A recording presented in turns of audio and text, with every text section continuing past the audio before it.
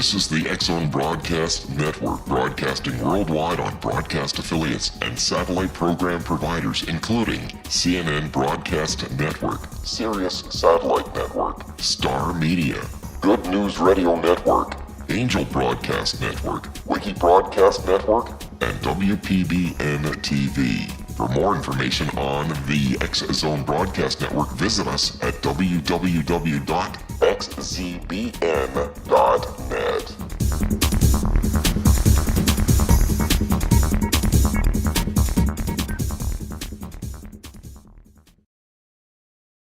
And welcome back to the X-Zone, everyone. My name is Rob McConnell, coming to you from our studios in Hamilton, Ontario, Canada. Worldwide toll-free, 1-800-610-7035. Email xzone@xzoneradiotv.com. On MSN Messenger, xzoneradiotv@hotmail.com. And our website, www.xzoneradiotv.com. My guest this hour, X-Zonation, is Bill Sweet. And Bill was always interested in the paranormal, including the spiritual phenomena of prayer. Through meeting the founders of Spindrift, Inc., that's Bruce and John Klingbeil, I believe it's pronounced, Bill began to grasp new ways of applying conscious research to religion and science. Bill learned that the Klingbeils were Christian science practitioners who were doing scientific tests of consciousness and prayer. Bill Sweet was president of Spindrift for 4 years. And joining me now is Bill Sweet. And Bill, welcome to the X-Zone. Well, hello, X-Zone. Glad to be there. And talking about synchronicity, there's a thing in the news today out of the University of Pittsburgh called the Factor X. Did you hear about that? No, I didn't. Well, it's pretty shocking. You remember the movie Cocoon? Yes. Where the people jump in the pool and they had lived longer? Yep.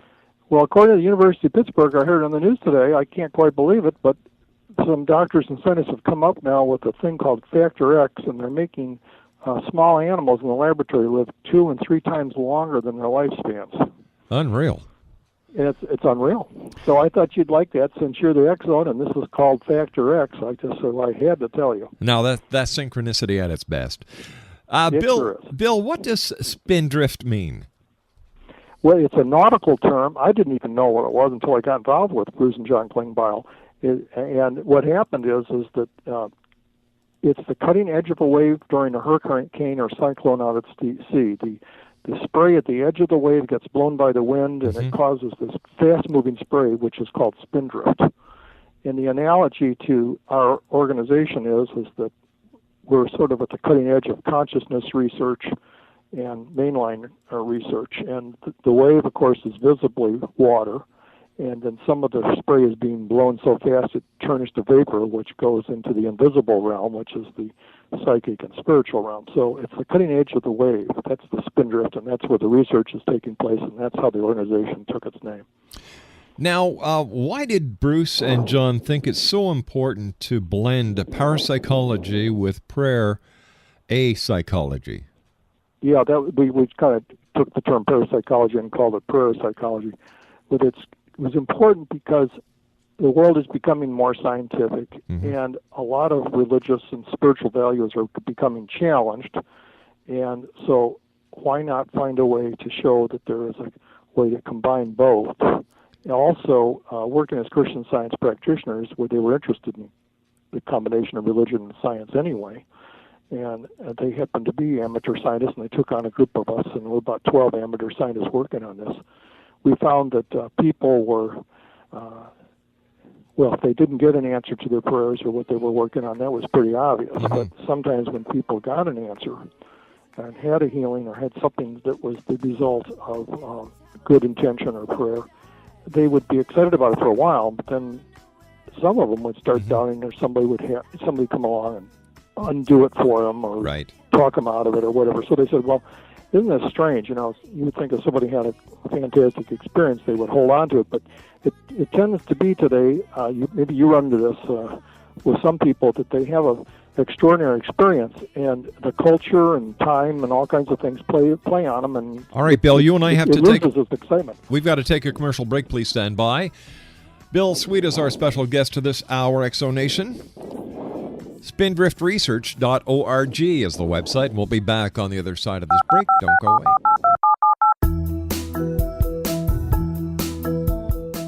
Did you know that when you're on the road with limited data or Wi-Fi, you can still listen to the X-Zone Radio Show with Rob McConnell, The Science of Magic with Gwilda Wiyaka, X-1, Dimension X, Space Patrol, and every minute of the X-Zone Broadcast Network by calling 213-401-0080, courtesy of Audio Now. No smartphone, app, or internet needed. It saves your data plan, and it's free if you have unlimited minutes. Call 213-401-0080 to listen on any phone, anytime, anywhere.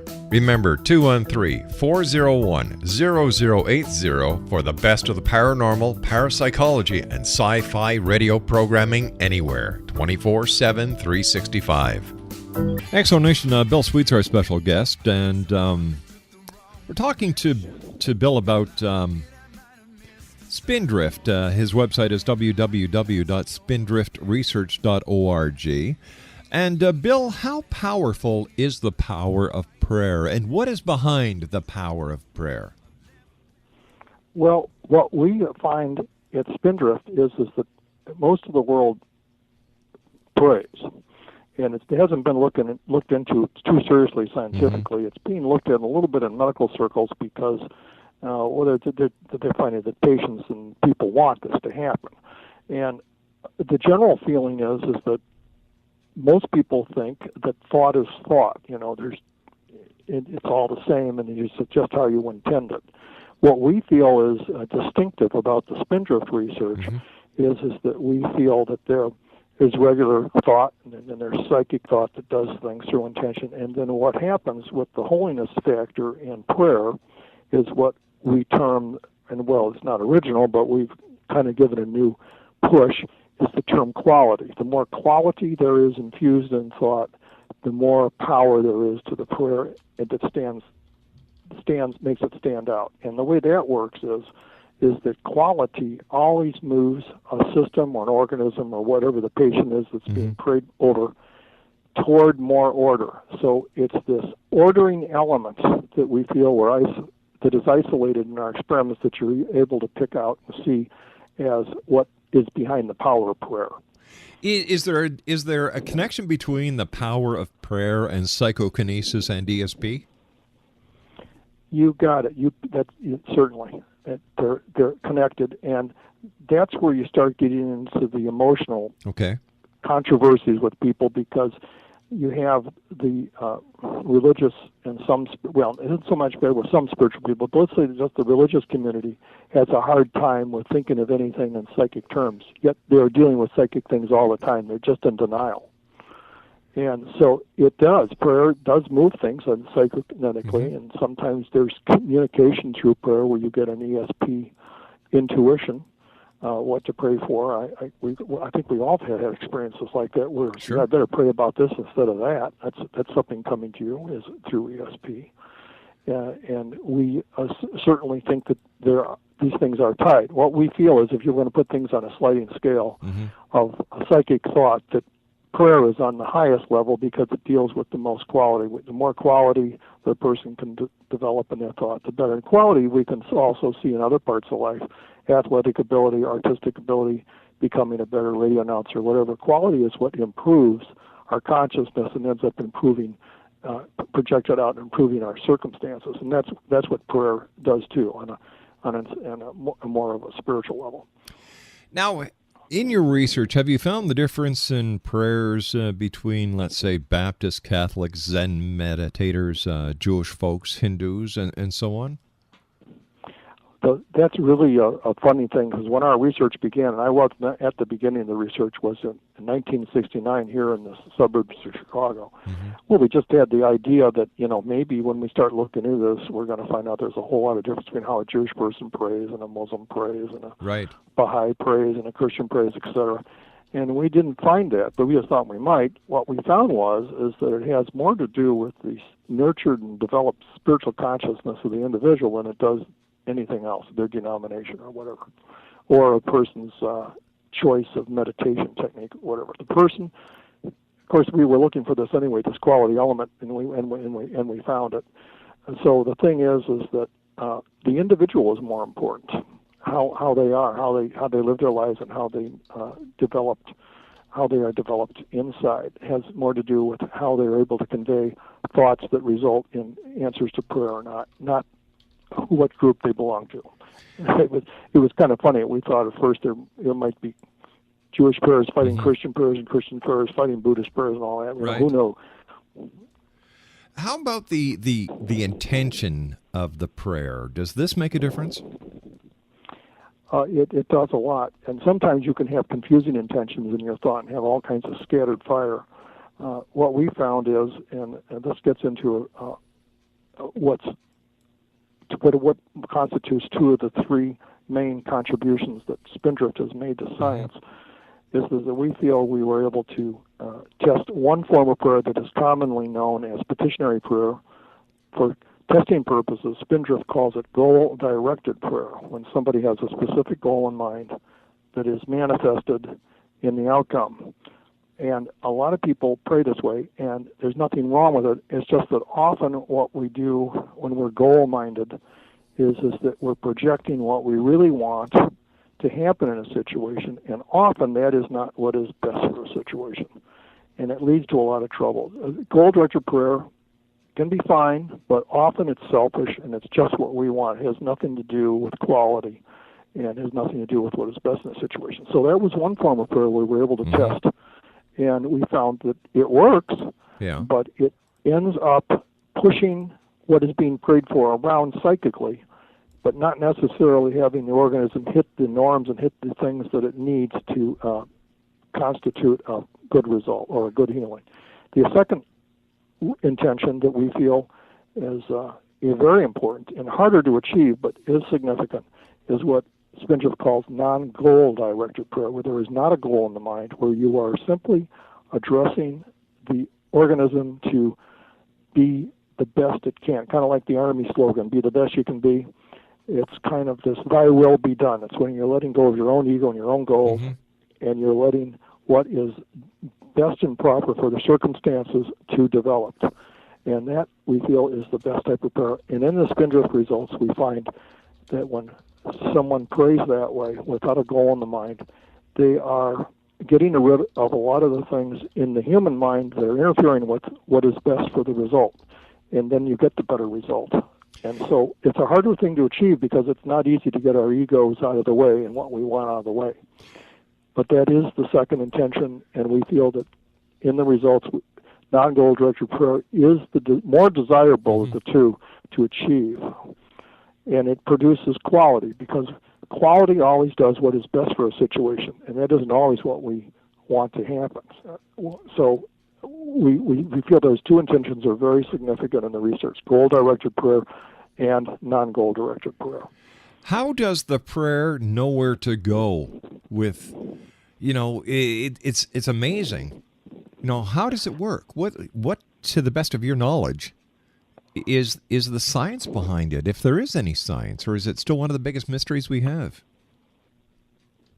Well, I think what you're touching on there is going to be the big thing in the future. And in fact, in my book, A Journey into Prayer by Bill Sweet, which you can look at in the book on the website under Book News, I write quite a bit about this. What does the future hold? And I think the argument is going to come down to, does a qualitative consciousness full of qualities, produce a result that is different than other types of thought? And it's going to come down to that. What you're asking there is what is behind it. Wouldn't you say you're asking what's behind it? Yes. Yes. Well, we can speculate, but we can't prove what the causes of this are. It's kind of like asking, can you prove God isn't back of this? No, you can't. But we can. And maybe somebody will figure out a way to do that or not. But what we can do is say, this state of mind produces this result, and the argument can be made, if a person becomes a spiritual person and they can produce this non-goal directed result, this I will be done result that's loving, compassionate, and produces order, that being established first is a great big step. We can get into the other arguments later of what's behind it and what makes it work. We just know it's there to use. It's just like electricity. We use electricity, but according to a couple of scientific people I know, they say they really still don't quite understand what electricity is, and there's still a lot of theories developing there too. So, but we do know that we can use it. So someday maybe we will understand more of exactly and precisely what it is, because it changes every day and there's new information every day. So yes, it's an exciting thing to ultimately find out what is in back of this. But I think first things first, let's just show that actually something is happening, and then we can maybe become more sophisticated and figure out what's back. But of course, I have my biases, and you may too, but I think that there's a divine law called God in back of it. But somebody else said, "Oh no, I don't want to get into that." But that's a speculation. I can't Bill, prove it. what kind of scientific investigation have you done into this theory, and what have your findings been? What have you been able to accomplish under lab conditions that could be repeated again? Well, now that is the thing. I think what has bothered some people. A lot of people kind of like talking about these things, religion and science, but then when you get down to testing, then you're messing with something. Then you're messing with something you shouldn't mess with. Why is what that? we did was, Rob, we set up a laboratory, and we had people from different backgrounds, and healers and psychics and volunteers come in over a number of times and pray for mostly plant systems, mostly lower organisms, different types of seeds, yeast cells, and things on that order. We had some regular parapsychology tests where we were doing psychokinesis tests, the effect of thought on random numbers, things like that too. But what we were looking for was someone who could, one, produce any kind of result, and two, the few people that could produce this ordering result that we were looking for. We developed another term too called ordering effects. We feel the isolated healing characteristic in a prayer that at least is measurable in a laboratory is termed ordering effect. All right, we're going to have to take it. We're going to have to take a bit of a cliffhanger here, Bill, because I've got to take my news break. Bill Sweet's our special guest, Exxon Nation. His website, www.spindriftresearch.org. That's spindriftresearch.org. And when you click on the book news, you can find out more about his book entitled A Journey into Prayer, Pioneers of Prayer in the Laboratory, Agents of Science, or Satan. We'll be back on the other side of this commercial break as the X-Zone continues. We're right here from our studios in Hamilton, Ontario, Canada. This is the X-Zone Broadcast Network, broadcasting worldwide on broadcast affiliates and satellite program providers, including CNN Broadcast Network, Sirius Satellite Network, Star Media, Good News Radio Network, Angel Broadcast Network, Wiki Broadcast Network, and WPBN TV. For more information on the X-Zone Broadcast Network, visit us at www.xzbn.net.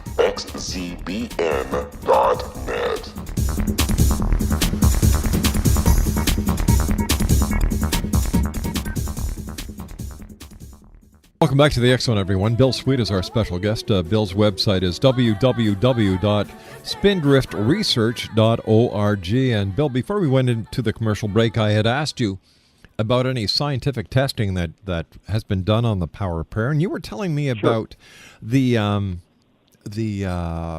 testing that you did on plants. And could you pick up from there, please? Oh, sure. We had computers and the way to measure what was going on in the plant. A lot of things. Stress was added to a plant, so it was deviated from normal. And what we did was we measured how people could affect the plants with their prayers and thoughts or whatever they happen to do. And we found that some people didn't get any results, and we found that other people were able to move a plant system toward normal, and we would call that a great result. We call that a non-goal-directed result. We found that they had a loving thought for the plant and didn't put their own agenda into it. Then we found that other people, in fact, did have their own agendas and prayed and tried to direct the prayer so that it would move the plant around what they wanted to happen to the plant. They thought they were doing the best for the plant, but in fact they were manipulating the plant. It was still a psychic effect, great, Right. but it wasn't actually helping the plant. And in that category, there's really two categories of the people. They're doing a goal-directed prayer, by the way. There are people who they were unintentionally harming the plant, and they didn't know it because they thought they were doing what was best for it. But then there were other people who turned out to be actually to be imbued with the ability to do a lot of damage. Mm-hmm. They were actually intentionally hurting things and could damage plants. In some cases, could kill them. And this is a very interesting thing that Spindrift also went into, not only the positive healing aspects of prayer that you get from non-goal-directed prayer where you're infusing quality into the thought system, but then you have people who have non-quality or no quality. They're doing something the opposite. They're just sending psychically negative energy to the plants. And so we also study at Spindrift negative prayer as well as positive prayer. Well, would a negative prayer be something like a curse? If the person is intentionally doing it, Yeah. yes. But you could also have, as we found out in the goal-directed prayer, people are praying for what they want, and that isn't always what is needed in a situation. You're interfering with what you might say the divine plan is because you're putting your own agenda in there, and that unintentionally messes things up.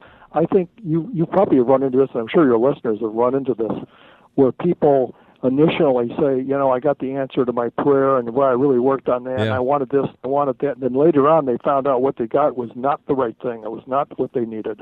Should have been something else.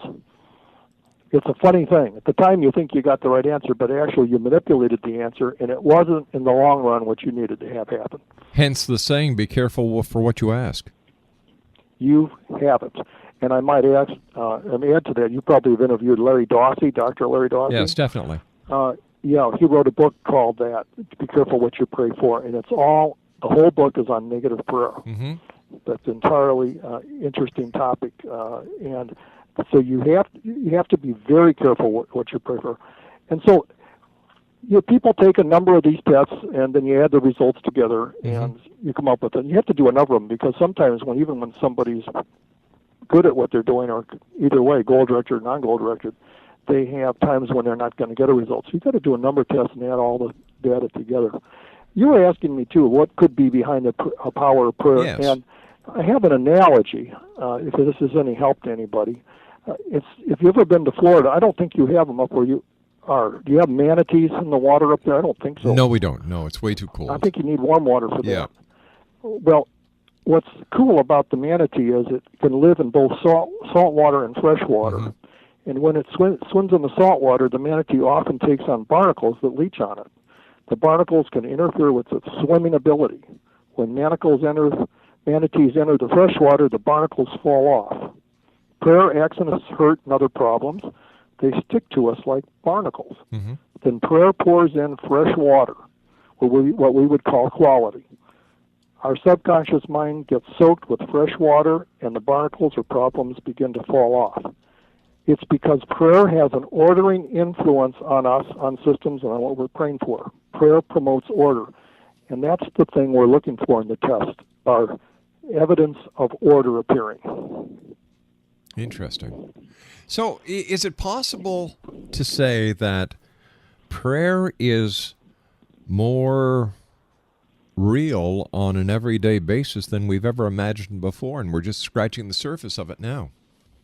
Well, I couldn't agree with you more. I think a lot of us are walking around and we're having miracles and good things and evidences of psychic and spiritual things happen all the time. We're just kind of not aware of it. It's happening kind of in an impersonal way, and we're just not alert to it. Right. There are some people who are alert to these things.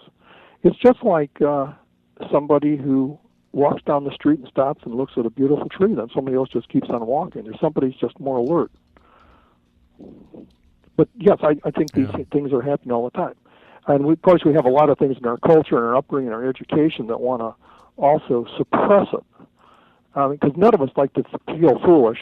Right. I mean, there are times we're in situations, I can think times I'm in situations where I have a hard time speaking to anybody about this because they think I'm a nut. So I get around that by assuming they think that to start with, so I don't care. Just assume they think you're not, then you're okay. But if you're worried about how the people thinking about you, you won't be able to express yourself.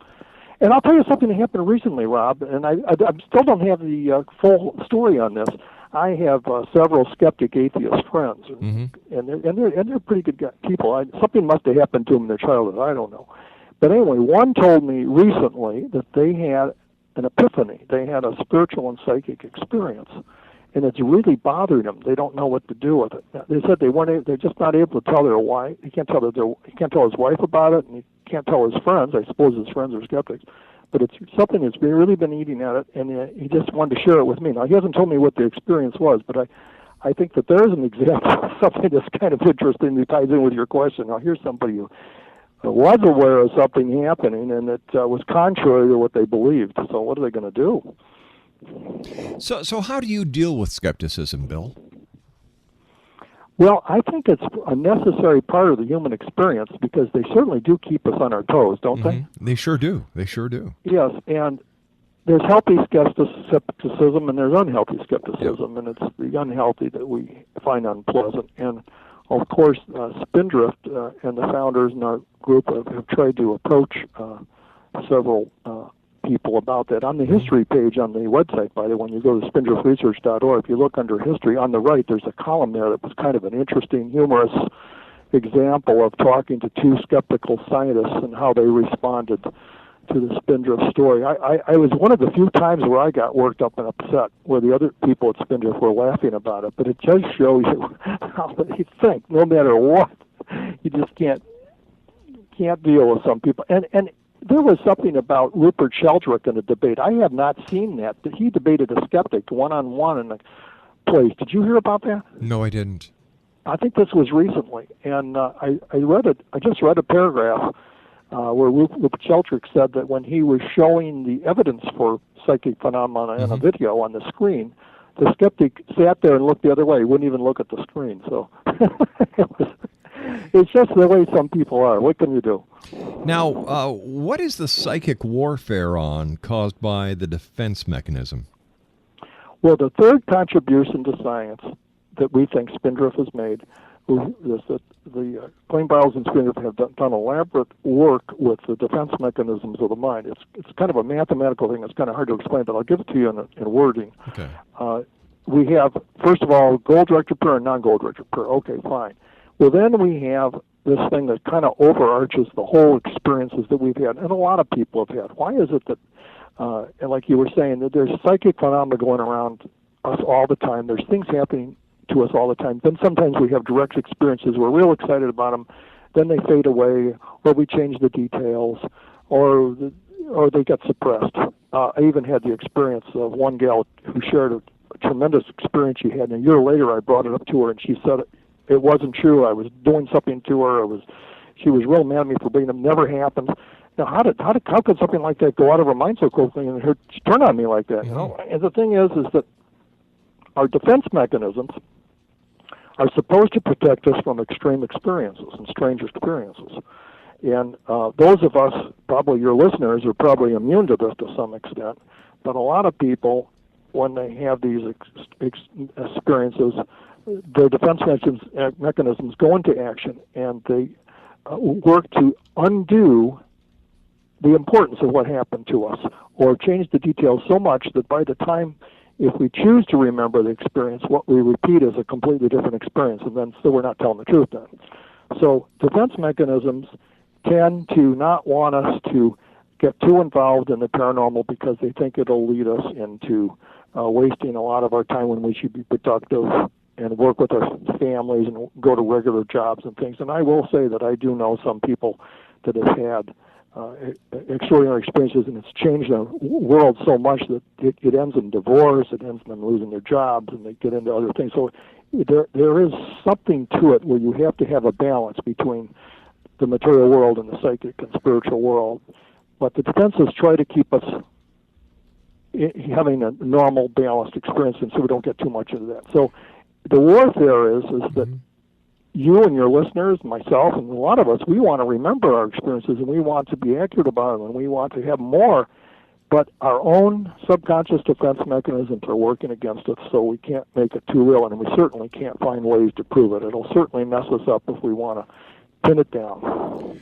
Bill, what was it that made you believe so much in the power of prayer that you're working so hard to investigate it and to let others know about it? I think that I was extremely fortunate how I was brought up. I was brought up in a very open-minded academic atmosphere in the North Shore of Chicago.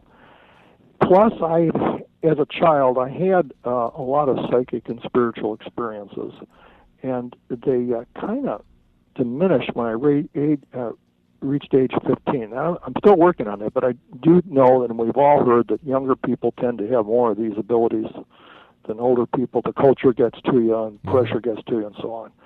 But every time I would talk to somebody about it, it wasn't that they were skeptical or disbelieved. It's just the atmosphere I was brought in around professors and real smart people, and it was also a heavily Jewish area too, and the people were just super intelligent, that they would debate you. They'd start debating you. So I realized that, and it wasn't skeptical. They just, they would question you. So I realized that if I was ever going to be seriously taken seriously on these things in the future, that I would have to find ways of giving evidence for what I believed. And so that's how I started looking for people who were interested in combining religion, spirituality, science, parapsychology, consciousness research, aspects of psychology. And I fortunately heard about this father and son, Bruce and John Klingbeil, the Christian scientists who were working on this, and they lived 3 towns over from mine. Gosh. I couldn't believe it. You would think they could have been any place in the whole United States or around the world, but they were living near me. So there was synchronicity. Oh my gosh. Bill's... So I got involved in their research and was pretty excited, and met a lot of people through that. There are people who are interested in these things. They have a hard time with their peers and their families, but there are people out there, and it's been very exciting. I think the Chicago area is full of so many interesting things. Period. But this is one of them. There's a lot of people with very curious, investigative minds in the Chicago area. So that's how it happened. All right, Bill. A lot of things come from childhood. Would you say your interest came from childhood, too? Most people tell me it's something happened in childhood, too. All right, Bill, we've got to take our final break. Please stand by. Exonation. Bill Sweet is our special guest. www.spindriftresearch.org. That's spindriftresearch.org. Once again, www.spindriftresearch.org.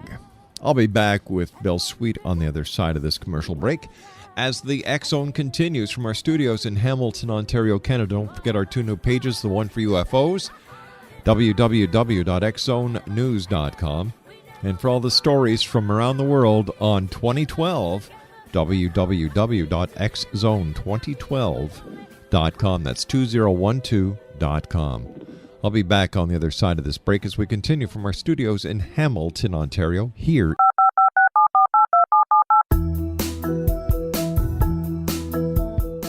Did you know that when you're on the road with limited data or Wi-Fi, you can still listen to the X Zone Radio Show with Rob McConnell, The Science of Magic with Gwilda Wiyaka, X-1, Dimension X, Space Patrol, and every minute of the X Zone Broadcast Network by calling 213-401-0080, courtesy of Audio Now. No smartphone, app, or internet needed. It saves your data plan, and it's free if you have unlimited minutes. Call 213-401-0080 to listen on any phone, anytime, anywhere. Remember, 213-401-0080 for the best of the paranormal, parapsychology, and sci-fi radio programming anywhere, 24/7, 365. Welcome back, everyone. Bill Sweet is our special guest, www.spindriftresearch.org. And Bill, I want to thank you so much for being with us. It's been a great pleasure talking to you, and keep the great work up. Oh, it went fast. It sure did. Bill, before we go, there is one question I'd like to ask you about. What is a Faraday cage? Oh, wow. Well, just want to say, by the way, if somebody wants to know the questions and answers, you can go to the FAQ page on our website, spindriftresearch.org. Faraday cage is one of the questions on there. The Faraday cage is a fantastic thing for people to try. It's a metal cage of lead or copper. It'd be wonderful to have your radio studio in it. Basically, what it does is that the world today versus the world before radiation from satellites and transmitters and cell phones, etc., television.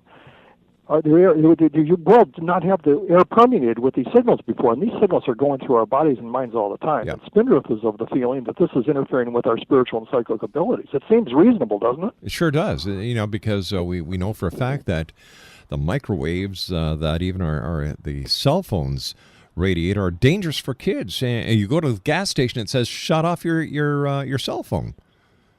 Well, that's right. And I would also advise people when they sleep at night to shut off their cell phones and their computers in their bedrooms, because that's going through your head too. As well as wireless phones. Oh, I can tell you all about that. Yeah. I'm being a ham operator. I can. We won't get off on that, but you are right. I'll just say you're right. The thing about a Faraday cage is that when you're inside one, it knocks all that out. So you're inside basically a primordial or pre-20th, first and 20th century atmosphere to some extent, because when you're inside of a Faraday cage, you're not getting the radiation. It actually wasn't there 150 years ago. So you have a peace of mind.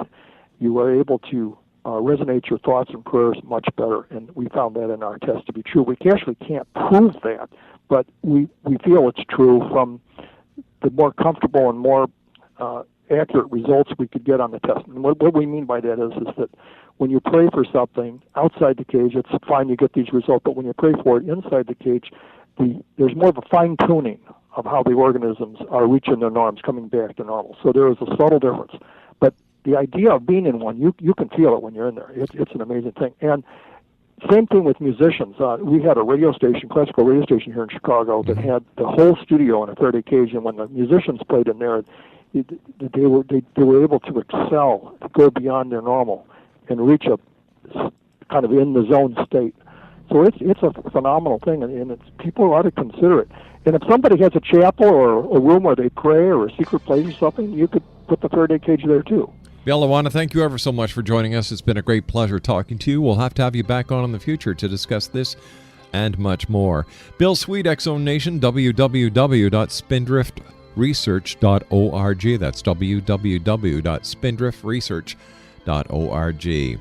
I'll be back on the other side of this commercial break with the news at 6.5 minutes past the top of the hour as we continue here in the X-Zone with yours truly, Rob McConnell. The X-Zone is a place where people dare to believe and dare to be heard. Don't forget www.xzonenews.com and www.xzone2012.